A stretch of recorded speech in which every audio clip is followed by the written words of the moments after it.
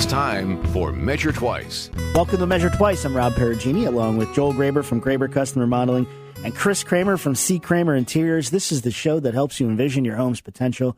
And you're listening to us on Michiana's News Talk 95.3 MNC. We are brought to you in part by Leatherman Supply. Everything windows, doors, cabinets, and countertops, with the showroom now open in Granger next to C. Kramer Interiors and Hoosier Hardwood Floors. Michiana's trusted and valued experts on hardwood floors. You can visit them at HoosierHardwoodFloors.com. On the way in, while Chris was carrying the coffee up the stairs this morning, you were mentioning Hoosier's done with your place. Yep. And it looks pretty snazzy. Yeah, they did a fantastic job. You said something really specific. You're like, what miracle stuff do they put on the floor? I don't know what their magic is, but they've got it. Wizards! I mean, yeah, it's like pristine. I mean, makes my other floors look bad. That's how they do it. It's a profit deal. You get this floor, and then they're like, they don't have to say anything. They just walk. Yeah. They just back out slowly and kind of point. Yeah. The finish is just beautiful. It's shiny. Shinier. I mean, I don't want to say it's shiny because you didn't go with a gloss. No.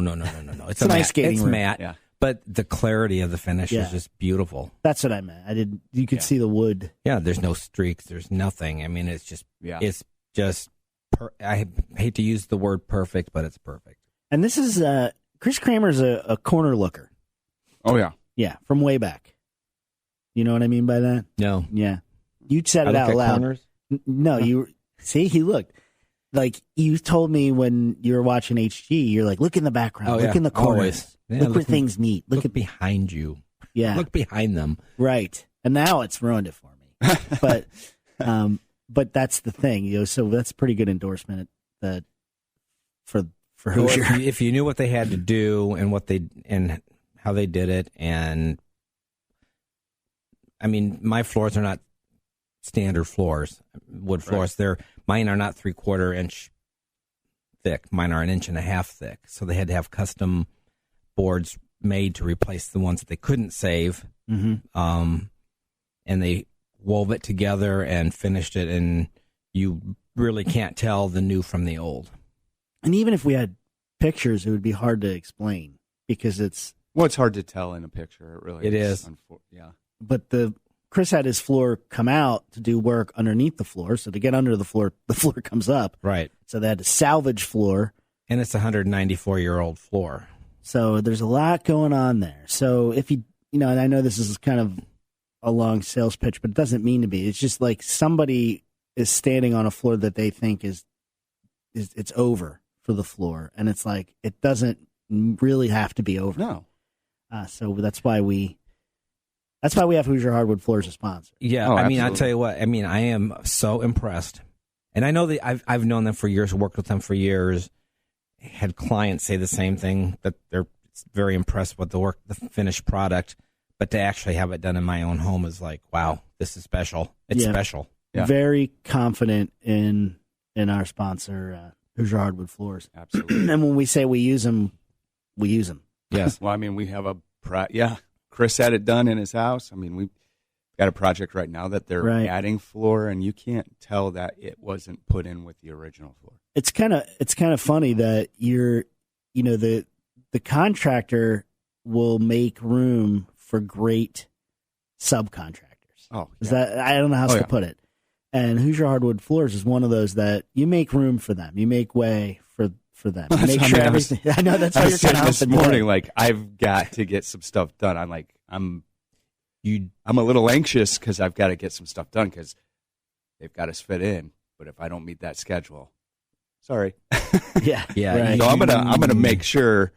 Right. Yeah, that's not one company you want to pull off of a job and try to get them back because they're in demand, and we talk about the trades all the time. They're in demand for a reason. They're excellent. Well, they have I was talking to one of our carpet reps who also has a wood line, and he travels the Midwest, and he said their reputation is everywhere. Yep. Right. It precedes them. And your floor of your house you can't miss it. So well, if you do, you're in trouble. Right. We talk about that a lot. Like, that's, your walls and your floor you could have a crack in your ceiling and somebody might be over your house 50 times and never see it. You have a problem with your floor, they've seen it. Chris will see it. Chris, other than Chris. Chris looked at me like, yeah, I see them all. I see that's, but that the floor is super important. And that's not even the topic of the show today. You had mentioned it going up before the show. I'm just, I walk in there and just look at my floors. I mean, that sounds really stupid, but it's so well done that I walk in and I go and I admire them because it's not just, if I did it, it would look like crap. Well, yeah. He puts on his smoking jacket. Yes. Gets out the pipe. Yes. Stands there and no, but it pays to have a professional an expert in their field take care of something. It just. Well, if your stuff is 30 years old or older, that's a fact. Like you don't need an expert on PVC flooring. You know what I mean? Maybe. No. But it's it's just like he walked in and I said, I think these floors are pine. He looked at it and goes, no, it's white oak. You're like, well, pardon me. I think that's white oak. And then he was like, step aside, sir. Yes. Yeah. I think your teapot's going off in the kitchen. You might want to go check it. Is that the phone I hear ringing, sir? No, but that's for real. It pays to have it. It seems expensive until you see the final product. Realize all you did was get out of the way, and now you have another 50 years of it. It life. took time, but don't rush the process. No. Don't we know it, Joel? Yeah. Some mornings, he was like, tired of living in a mess, but Not don't anymore. rush the process. Now Let it happen. Now you can't look past it. And you can stay tuned for Chris's floor calendar coming out January. That's right. January 10th. That's an odd day for it to come out. Month number 1. See if you can guess what's in the reflection of Chris's floor. No, that would be terrible. Okay, so what we were going to talk about, though, I was looking at a project, and I had a question. Somebody said, I said, well, how's the thing going you're doing? And she said, I don't know. All I know is it's not done, right? And I'm like, wow, that's interesting. You're right. If you own a home and you're having work done, you don't always know what you're looking at. Like it just doesn't look done. I guess it's kind of similar to the floor, but if you're doing major work, like a renovation of a kitchen, you couldn't necessarily, or a bathroom, a homeowner who somebody doesn't do it every day can't walk in there and be like, oh, there's probably it's going to take like 15 minutes to do the rest. That's the way we kind of look at it because we don't know. Expectation versus reality. Right. And I was kind of thinking like, well, I guess it's because we don't know, me and the rest of, maybe the listening audience, we don't know the phases. We don't know what the difference between prep work and actual construction work might look like. That is actual construction. Well, I meant like building. Joel takes offense. He's like, wait a minute. You're pissing me off now. Well, better than on. Yeah.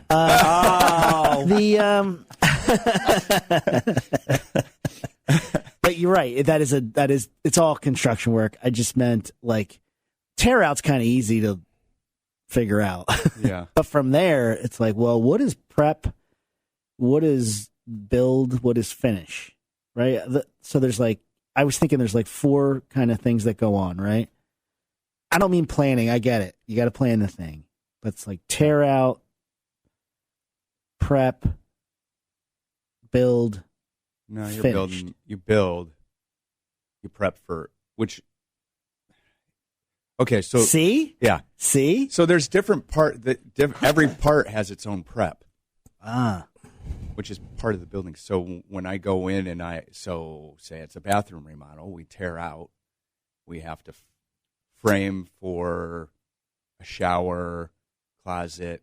We have to move walls or add a wall, put in a closet, whatever we're doing. That's the prep that I have to get done before rough plumbing and electric can go in, before drywall can go up.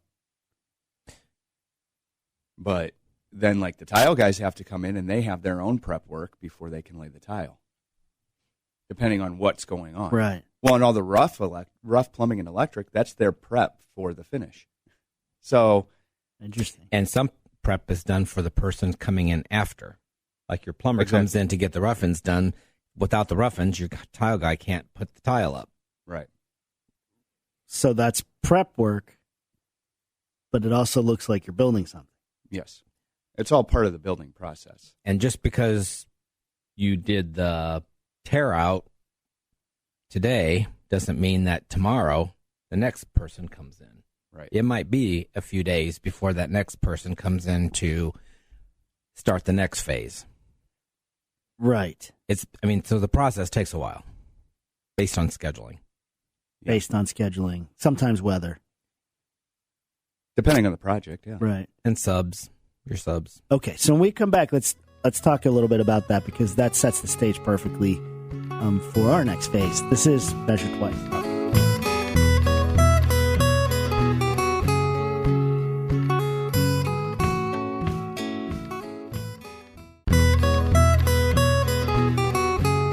Welcome back to Measure Twice. I'm Rob Perugini, along with Chris Kramer from C. Kramer Interiors and Joel Graber from Graber Custom Remodeling. This is the show that helps you envision your home's potential. And you're listening to us on Michiana's News Talk 95.3 MNC.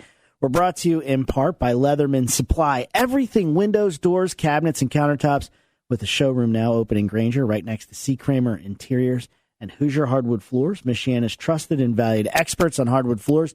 You can visit them at HoosierHardwoodFloors.com. We're kind of talking about, like, you got a project going and you're a homeowner, and what are you looking at when as you see a project go? And I've already made, the faux pas, and I've insulted Joel. Yeah. It's all the building. That can make the rest of the day uncomfortable. It'll make yes. But like tear down is part of construction. It's just the first part. Yeah. And it's the most obvious part to a homeowner. Like, this stuff needs to leave in order for this stuff to come in. I mean, that's pretty basic. But after that,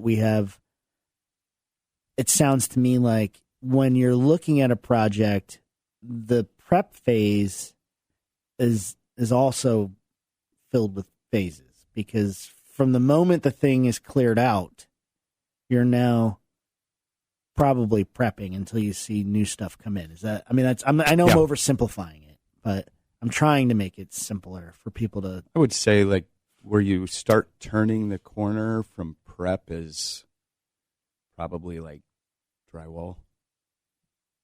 You start Once to see drywall's drywall. finished. Okay.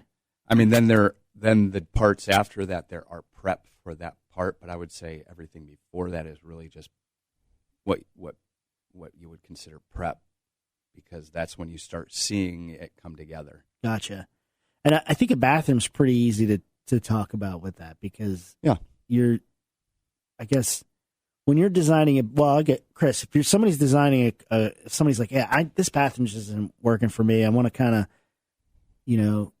I want a better bathroom, and they come in at that level. Is it simpler to say, take everything out and just go all the way to the studs and work back? Always easier to do it that way. Why? Why is that easier to do? Because you're not that? working around stuff. Yeah. That sometimes is difficult to work around. Well, and you don't know what you're going to. When you leave stuff, then you run into things like a bathroom I just did.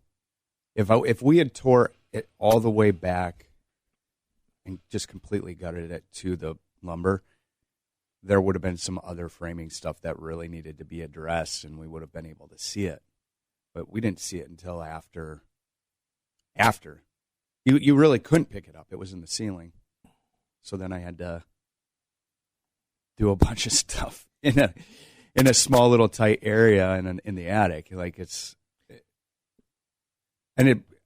I know it's going to do. I know it is a good fix, but it's not how I would have wanted to address it. Right. Probably could have been. It sounds like it could have been fixed from a construction level. Right. A lot simpler. You wouldn't have overcomplicated. I didn't see it until because it was on a wall where tile was going up, and then you just really don't pick it up with your eye until the tile guy was up there and kind of looking at it and laying stuff out, and he's like, "Oh, this runs here like 3/4 of an inch, and over on this other side it runs." And then we start like, okay, well, what's going on here?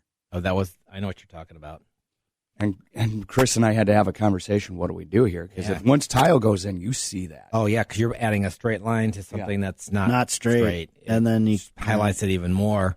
Right. But my point is, like, some people want to save a vanity, and it's like, I will try, but I can't guarantee that it's not going to fall apart when you take it out, because that sometimes it does, just depending on the vanity itself, but the quality of it. So, there's things that so it's a lot easier to say, yep, just we're starting over, got it, take it out. Well, and then that sounds like if you wanted to keep the vanity, like, hey, if it survives coming out, we'll carefully take it out. If it survives, then you try. You can say that, but if you don't have your vanities figured out and ordered before the project starts, that's going to stop the project. It's one of those things. Like, boy, we'll just like reframing the real ceiling. Crap shot. Shoot, yeah. Reframing a ceiling slows the process because you're running into something you didn't anticipate. Right. So when you're taking everything out to the walls, obviously the demo part, you get your real discovery. You feel like you have complete discovery of what's going on there, right? Or more complete, And I think there's more control over it. Yes. Does that? So somebody might be listening and saying, "Yeah, that's a great way to raise the price of the whole thing." Not necessarily. Well, I mean, so on that project, I had two medicine cabinets that had to go into the wall. Well, it's way easier to frame in a medicine cabinet that gets set in appropriately if it's just a clear wall. It takes me a lot longer to frame something in the right way if I'm working in a hole. Right. And there's still drywall work then. Right. So you're not necessarily saving money in the long run if you're trying to, because like Joel was just indicating that, now I have to reframe this or I have to redo this. If we had just taken it all down to at the very beginning, all of this would have been seen, compensated, and there wouldn't be all these additional delays in time and cost.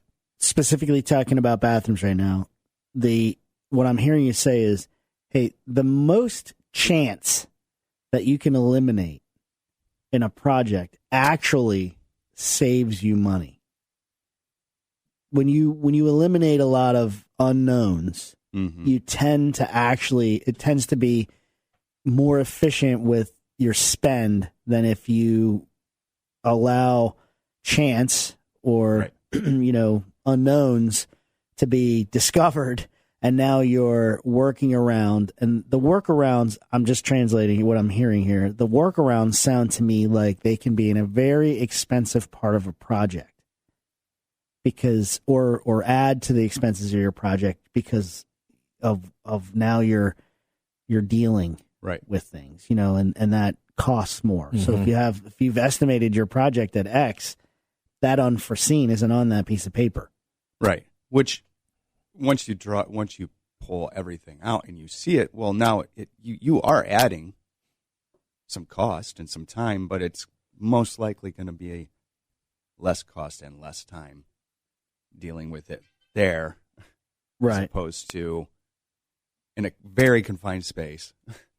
Right. So trying to figure out a workaround. It feels like there are some things in a bathroom that once you get through the teardown phase and you're at the prep phase, that the planning phase that happened before is kind of important, because there are certain things that, moving them, it's harder, right? Moving. Well, you have to have had that planning phase in the design part. Otherwise, you won't be able to move stuff. Because where am I going to move? Yeah, I was going to say, what am I doing? Yeah. So the point I'm making now is that, okay, if you've taken the time to plan and you're not tearing all the way down to the bare bones, and you have to work around, now you've kind of, that money you spent planning, you're re-spending it. And then the work that you're redoing now is an addition to. So I think the point is like, I don't know that every project needs to be taken to the studs. No. What we're saying is that, hey, look, if you have in an older home and there's some unknowns, if you're using the words "if" a lot in your planning phase, right? That's probably a trigger word that like, oh, if I hear the word "if," that's how much am I willing to gamble? Yeah. On this being right or these things being able to work. That's, I think, what we're saying, right? I mean, because you can't plan for the unknown. No. You can only account for there could be something. Right. I guess that's where I'm going. So that was a loaded question. I mean, I know it's easier when you're starting from a clean slate, right? But when you have that clean slate, right, and let's talk about a bathroom, what's the next phase then? Like, you've taken it out, you've demoed. What are you usually prepping for first in a bathroom? You're doing any framing that needs to be done. Depending on the shower, what was there, you're framing in and making sure you have the appropriate backers for shower doors and framing in for niches accordingly. If you're putting in closet, taking stuff out, like framing out, that's the stuff that you're doing because you have to have that in place for your rough plumbing and rough electric. So what I'm hearing, and everybody in America probably knows the answer to this, but I'm still going to ask it out loud. When you're framing in a shower, what's different about framing a shower than, say, framing a bedroom wall? Not a whole lot. I mean, just the things that are in there. Depending on if the shower is getting, a lot of times showers we're making them bigger, so you have to take into account where plumbing is falling, so that you're making sure that if I have to move studs so that it will accommodate, or frame it up so that it will accommodate whatever. And then the drywall's water resistant. We don't do drywall in a shower. Oh. When we come back, let's tell them what we do in a shower. Well, I usually wash my hair. And All right. On that note, we'll be right back. This is Measure Twice.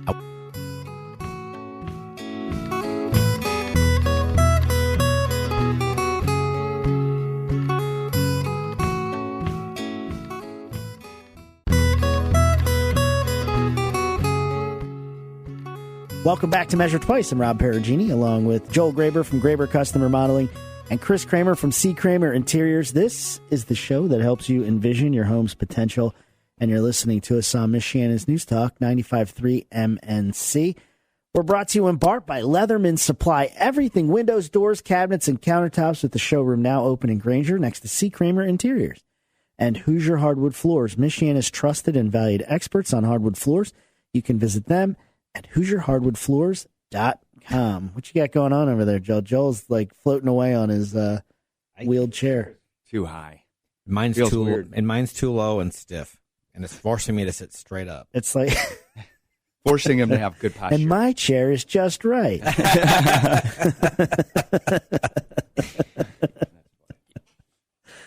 Yes, don't you know how? I know. I properly- was wondering what was going on over there. Very Puritan stance you got going Yes. on over there. It's Yeah, like, oof. I have no choice. Let's Neither wait. did the Puritans, but I don't.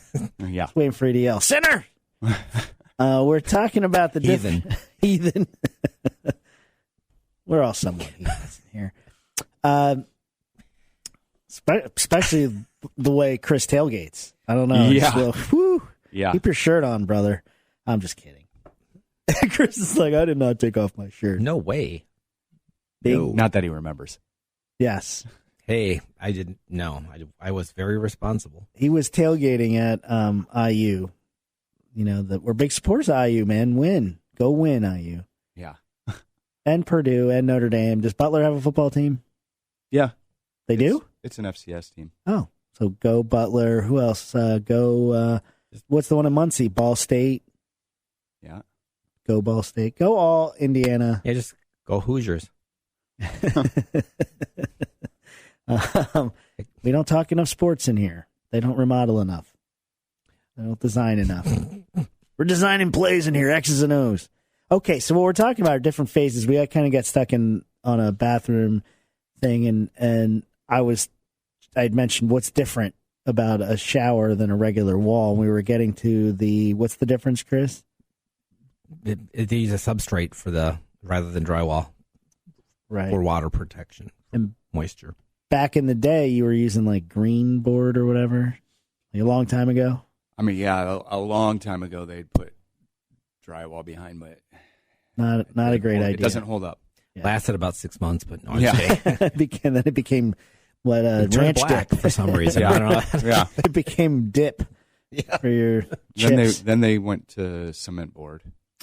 Cement board is what I was thinking of, like, but it's not. It's now. Typically we use Schluter. Schluter. There's a whole system. It's a waterproof antimicrobial. It's nice. It's nice. Yeah. Is it lighter than the cement board? Oh yeah, it's a foam board basically. Like you can. It's great stuff. And if you do it properly, they'll warranty everything, which is awesome. Oh, that's pretty cool. So if you do it properly. That's the key. Well, again, hiring a professional is a great way to do it properly. Yeah. Yes. I would think. Although there are a number of professionals out there that do not know how to do it right. Really? Yeah. How do you know how to do it right, Joel? Well, they have a whole they have training programs. YouTube. But no, they do actually. No, they actually. So if you buy the product, they do have a YouTube like tutorial, a whole thing for tutorials to show you how to do it right. But they'll train you. That's critical.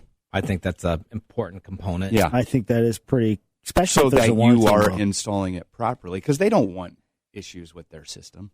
No, neither do you. Right. And if there are, they want to know about them. Right. So that they can re-engineer or right. Avoid future problems. Right. This is, warranties get a bad rap because of the idea that, like, the ones you purchase, right? The warranties you purchased have ruined the warranties that come with products. Right.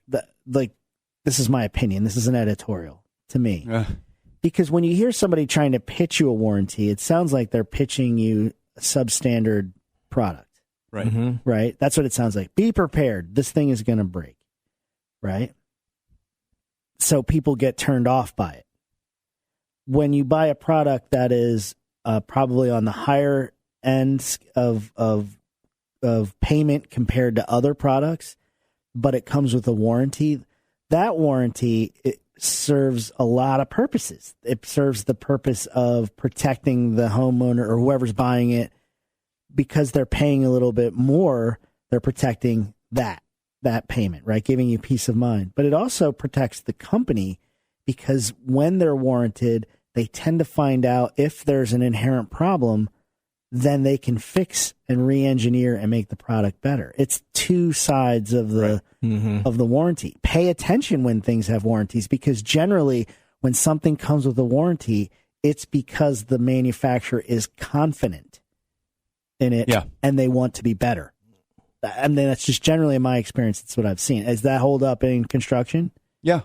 Right? Because you use systems that are like that, not just in redoing bathrooms.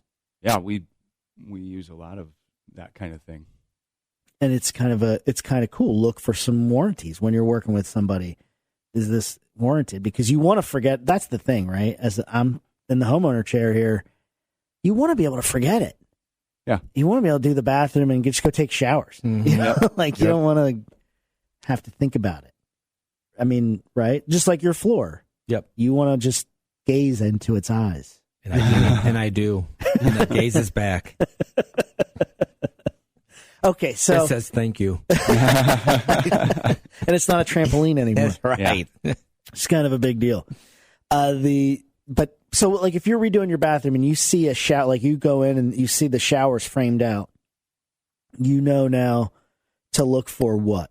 Whatever you had the plan, whatever's next in the plan, you should be looking for some plumbing. You should be looking for what else am I leaving out there? No, plumbing, electrical run, and that kind of thing.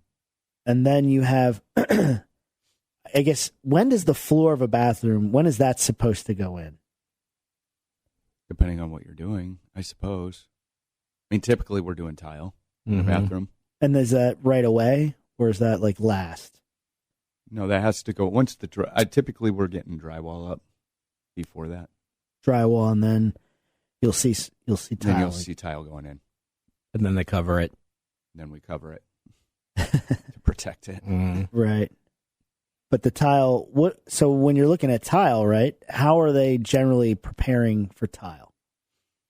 Well, that's where your systems come in. Like, so Schluter, we work with Halsey Tile. They're the best, in my opinion.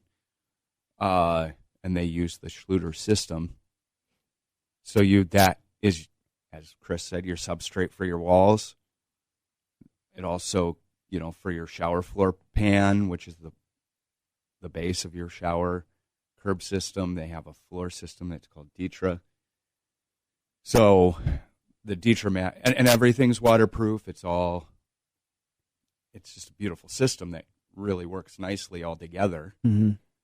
And so it depends on what you're doing with that. Like a lot of times we're talking to people about floor heat. So you have the Ditra comes different depending on what you're running in the floor. Does it come different if you're using stone versus ceramic? No. So it's the same? That's the same. It's different, it sounds like, if it's heated or not heated. Right. But it's still Schluter. Yeah, it's just the pattern on it really is different because you have to run the wire through it. Right. And then once that is down, then tile starts. And tile starts going in. Right. And then there's whatever they put down on top of that. But then once tile is in, you're going to see it probably covered. You'll probably want to see it covered, right? Yeah. Yes. Yeah. Just to protect it. Yes. Yeah. What do you cover this is the side. What do you cover it with?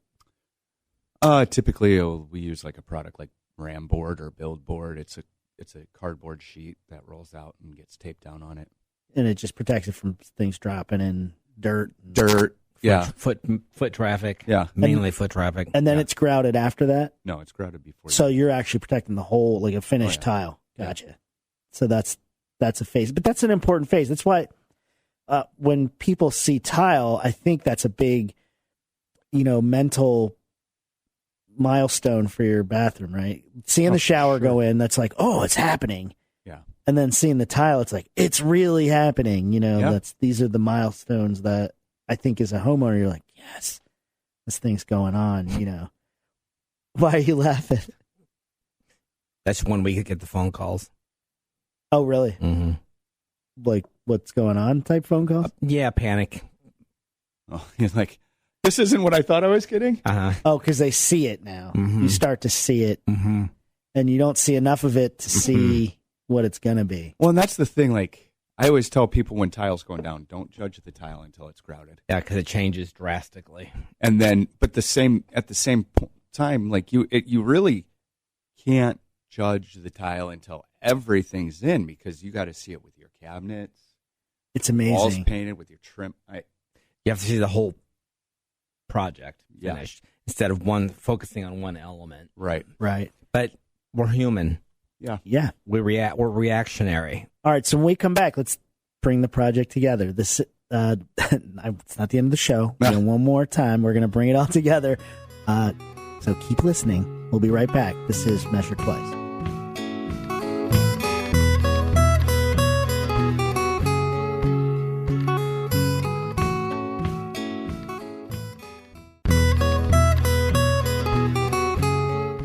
Welcome back to Measure Twice. I'm Rob Perugini, along with Chris Kramer from C. Kramer Interiors and Joel Graber from Graber Custom Remodeling. This is the show that helps you envision your home's potential. And you're listening to us on Michiana's News Talk 95.3 MNC. We're brought to you in part by Leatherman Supply. Everything windows, doors, cabinets, and countertops with the showroom right next to C. Kramer Interiors. And Hoosier Hardwood Floors, Michiana's trusted and valued experts on hardwood floors. You could visit them at HoosierHardwoodFloors.com. I almost went into that like radio voice. Did you hear that? That was very like classical music announcer type. And you're listening to us on Michiana's News Talk. 95.3. That's when everybody would start turning us off. Or up. Up. There's probably 4 or 5 people out there that want to hear that, right?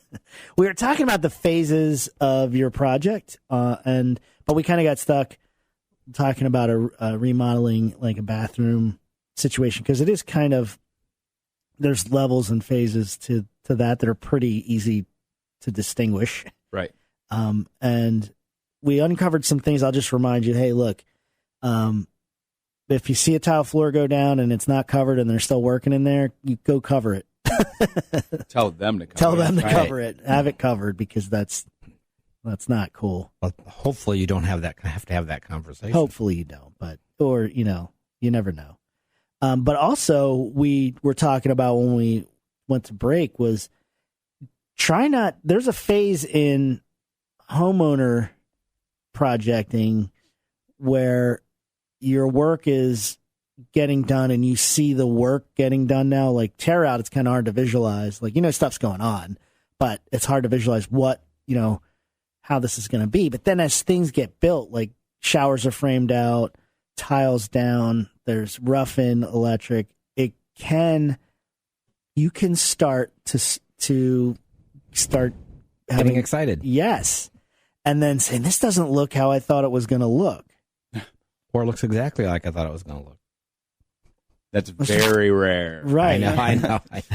Most people just can't picture it. Now, I bet there's some people that have done remodel. Like my sister, she probably wouldn't make that call because she remodels probably too often. So she's super familiar with that phase where it doesn't look like the half of the painting's done. Right. Doesn't look like the Mona Lisa yet.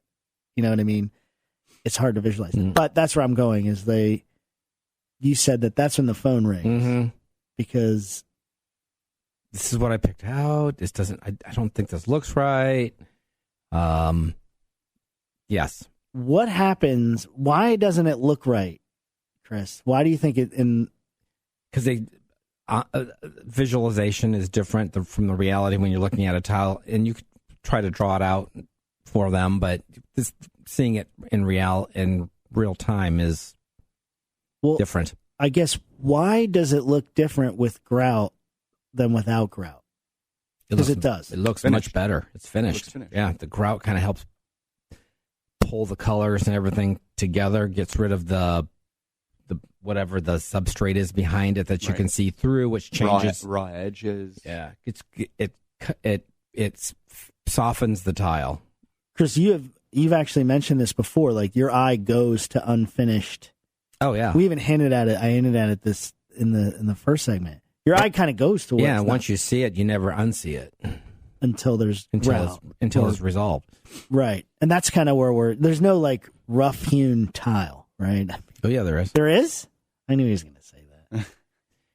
But it's handmade tiles that are intentionally irregular, which I love. Which still wouldn't look good without grout behind it. No, you have grout's the finishing. But I mean, I've run into situations where you've gone through all the selection process, you've drawn it out, you've done everything possible to help the client see it, but then when the reality is that it's going in, it becomes reactionary, either positively or negatively. Right. And you have to, if it's a negative, you kind of drop everything and go over and talk them through it, talk them off the edge. Right. Just let it come together. This is what we planned. This is the right tile. This is the right color. Let's let this process finish, and then usually once it's done, it's fine. Right. It's like high batting average at that point because it's come together. Because a project isn't one element. Right. It's multiple elements. And when one new element goes in, what are you focused on? That one new element. So you kind of have to let the whole room come together and as a finished product to get the full effect. Otherwise, because every time something new comes in, you're just like, oh, I don't know if I like that. It's like, wait, it will all work together. Right. We're almost at the finishing phase, like when things are finishing.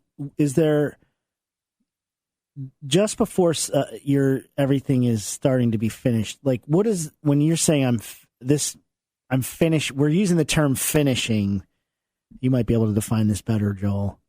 When we use the term finished, most people think finished. It's like, hey, they're packing up and leaving. What are we talking about?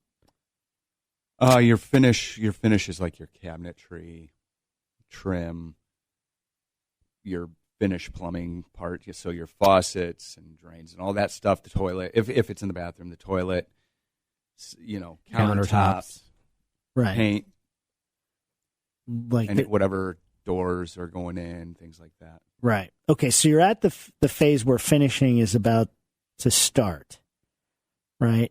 That means, no, what were you going to say, Chris? Finishes are already selected. They're selected, right?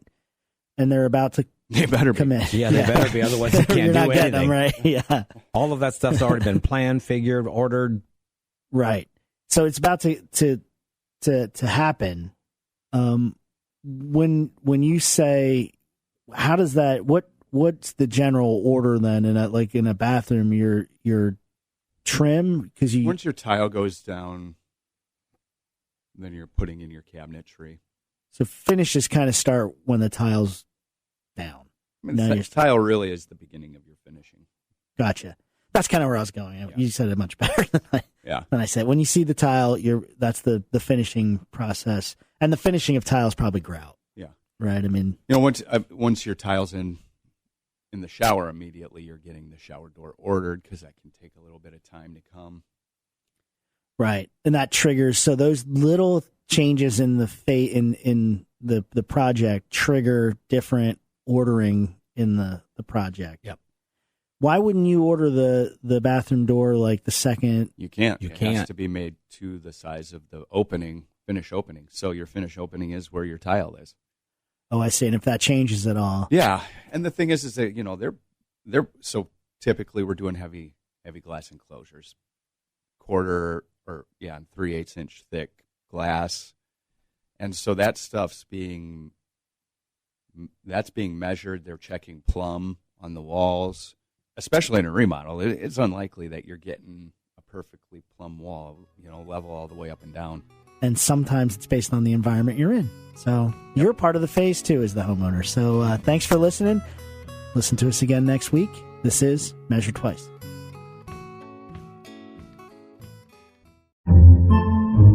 Podcasts by Federated Media.